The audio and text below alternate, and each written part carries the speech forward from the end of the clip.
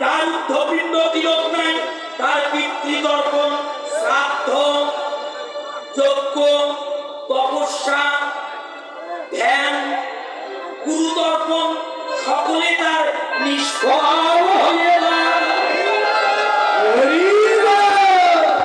তাই তুলসী তুলসী আমাদের জীবনে সবার প্রয়োজন আছে, আছে না?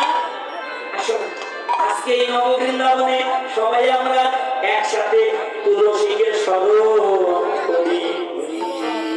সবাই গাইব, সবাই একসাথে গাইবেন আমার সাথে। এই যে বাবা এসেছে, সবাই হাত তুলে বলুন তো, হাত তুলে সবাই গাইবেন আমার সাথে। ও তুলসী